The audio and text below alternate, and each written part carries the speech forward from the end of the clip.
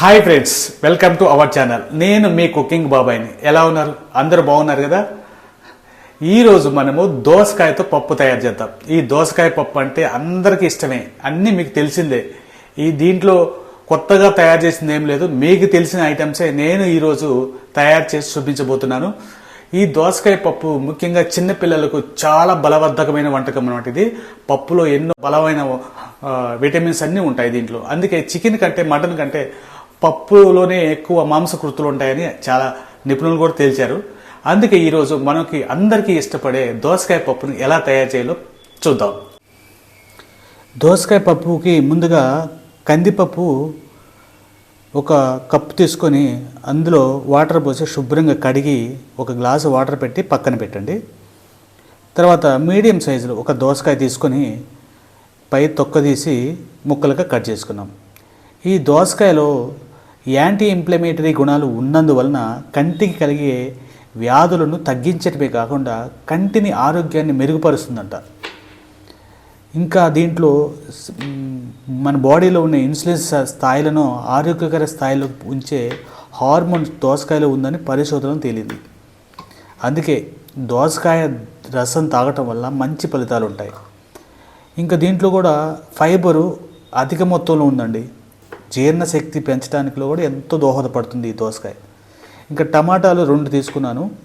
మరీ ఎక్కువ అయితే పులుపు ఉంటుందని దోసకాయ ఒక చిన్న మీడియం తీసుకొని ఒక ముక్క తీసుకున్నాను. టమాటాలు 2 తీసుకున్నాను. ఇవన్నీ కట్ చేసి పక్కన పెట్టుకోవాలి. ఇప్పుడు ఆనియన్ ఒక మీడియం సైజ్ ఆనియన్ తీసుకొని ఇలా మరీ చిన్న ముక్కలు కాకుండా ఇలా ఈ సైజులో ముక్కలు కోసి పక్కన పెట్టుకోవాలి. తర్వాత పచ్చిమిర్చి ఒక 3 తీసుకున్నాను. ఇలా కట్ చేసి పక్కన పెట్టుకుందాం.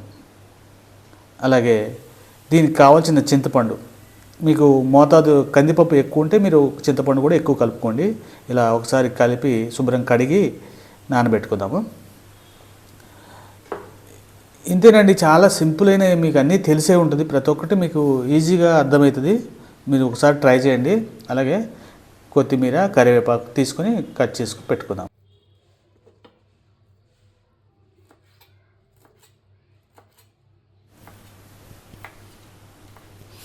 ఇంకా ఈ కందిపప్పులో అయితే B complex, phosphorus, magnesium, potassium ఇవన్నీ ఉండటం వల్ల ఇది ఒక సూపర్ ఫుడ్గా కూడా చెప్పవచ్చండి. ఓకే, ఇంకా మనం అన్నీ కట్ చేసి పక్కన పెట్టుకుందాం. దోసకాయ, టమాటా, ఆనియన్స్, పచ్చిమిర్చి, కరివేపాకు, కొత్తిమీర, చింతపండు రసం. ఓకే, ముందుగా ఇప్పుడు మనం నానబెట్టుకున్న కందిపప్పుని ఒక రైస్ కుక్కర్లో ఉంటే రైస్ కుక్కర్లో వేసుకోవచ్చు. నేను రైస్ కుక్కర్ అండి, కరెంటుది, దాంట్లో పెట్టాను. మీరు ప్రెషర్ కుక్కర్తో కూడా వేసుకోవచ్చు అనమాట. దీంట్లోనే దోసకాయ ముక్కలు, టమాటా ముక్కలు వేసేద్దాం. ఆనియన్స్ కూడా వేసి తర్వాత పచ్చిమిర్చి, అలానే ముందుగానే మనం కొత్తిమీర, కరివేపాకు కూడా దీంట్లో వేసుకుంటే ఆ ఫ్లేవర్ మొత్తం ఈ పప్పులోకి పట్టేస్తుంది అనమాట. తర్వాత ఆ పప్పుకు అయితే కావాల్సిన వాటర్ పోసుకోవాలన్నమాట. నేను ఒక కప్పు కందిపప్పుకి 3 గ్లాసులు పోస్తున్నాను.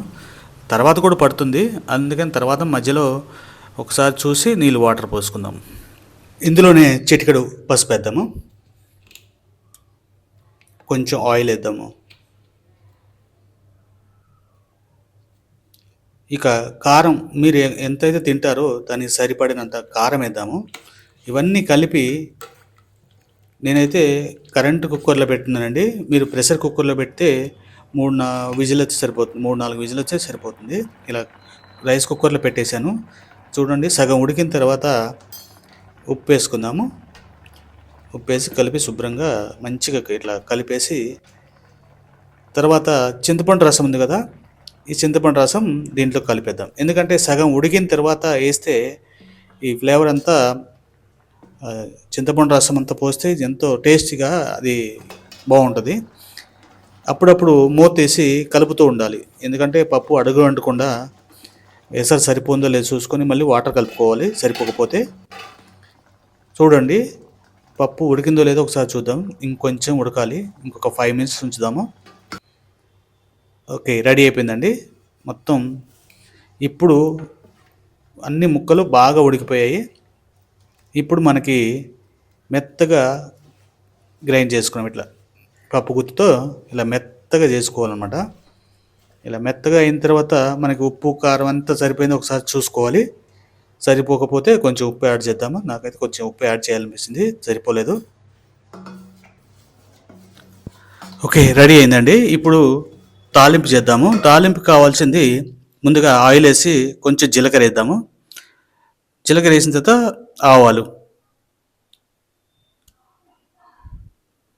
అట్లనే పచ్చిశనగపప్పు కొంచెం వేసి వీటిని చిటపట్లాడిద్దాం.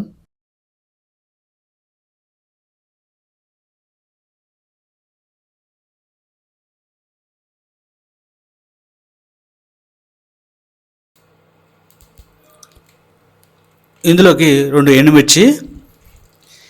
ఈ తాలింపు మా అమ్మ అయితే భలే వేస్తుందండి. ఎందుకంటే ఆ తాలింపు వేస్తే చుట్టుపక్కల 10 ఇళ్ళకి ఈ స్మెల్ అనేది వస్తుందండి. ఈ తాలింపు వాసన రాంగ్లోనే చాలామంది ఏం కూర చేసావు అని చాలా బాగుంది అడుగుతారు. దీంట్లోనే మనము కరివేపాకు, వెల్లుల్లి రెబ్బలు వేసి ఉంచుతాం. ఇందులో ఇంగువ చాలా టేస్ట్గా ఉంటుందన్నమాట. ఈ తాలింపులు వేస్తే ఇంగువ వేసిన ఏ కూర అయినా సరే టేస్ట్ అదిరిపోతుంది. ముఖ్యంగా సాంబారు, పప్పులో, కొన్ని పులిహోరలో చాలా వాటిలో వేస్తారు. టేస్ట్ మట్టుకు అదిరిపోతుంది అనమాట.